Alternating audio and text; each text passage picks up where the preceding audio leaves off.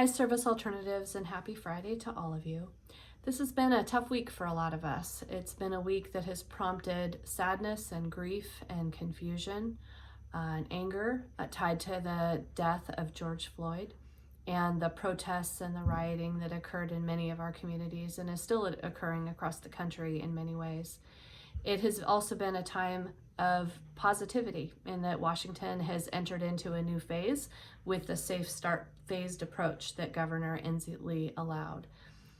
What that means for us is that we have different counties that are in different phases. We have some counties that are already in phase 2. We have some counties that are moving into modified phase 1, we hope, and we have some counties that are moving into phase 2.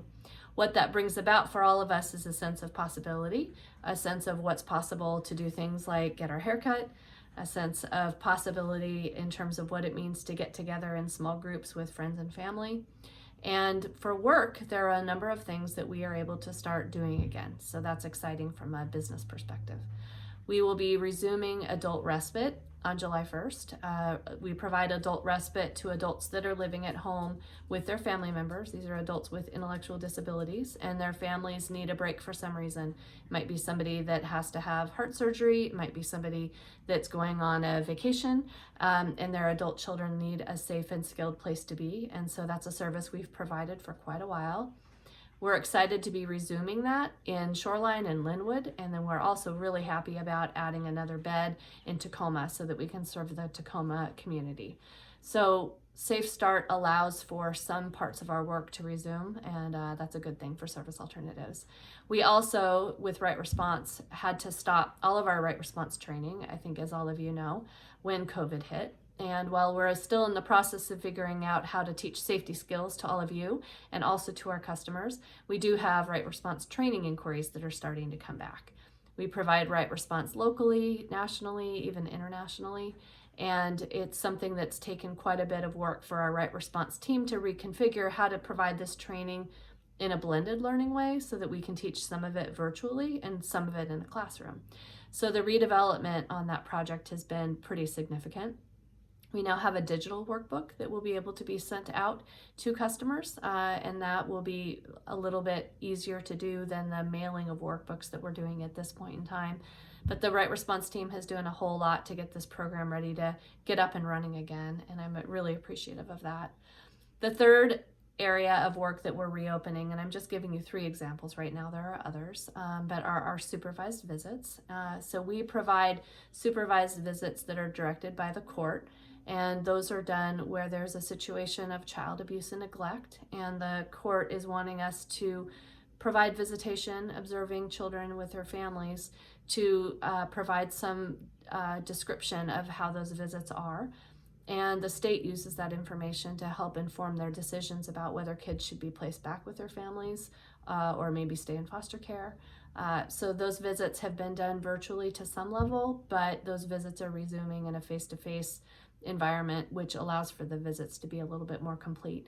While some of our services have actually been received really well through virtual environments, not everything has been able to be done quite to the same quality, and so supervised visits are something we're excited to get back to in a face-to-face way.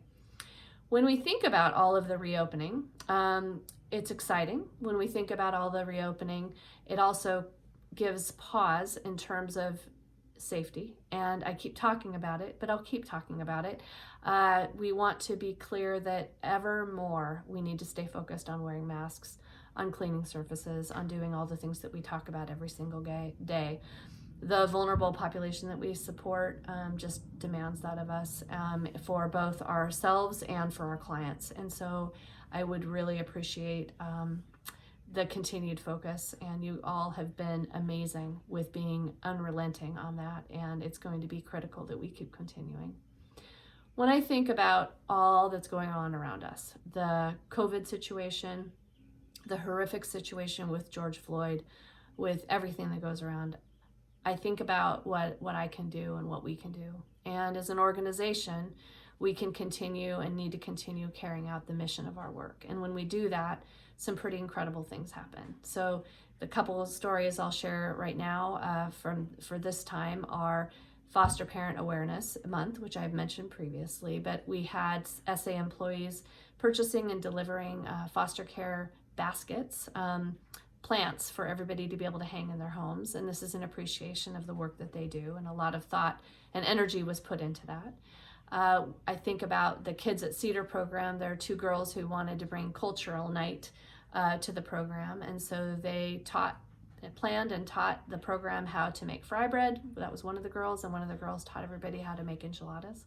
And while the girls are not there, their idea was lasting, and they definitely made an imprint on the program.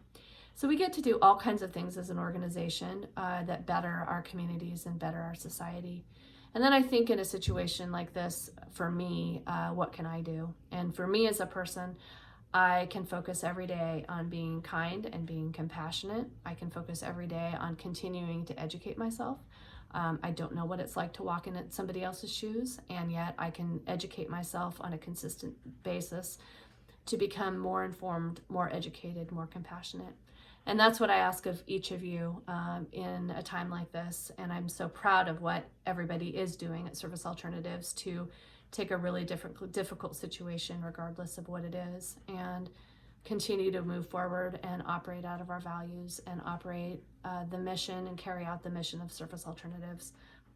We do things that make a difference. And I know for me, I rest better at night knowing that I'm a part of some positive change, and appreciate that all of you are in there with me. So everybody have a good day, relax, find a way to keep moving forward, keep finding silver linings in this difficult world we're in. Bye-bye, SA.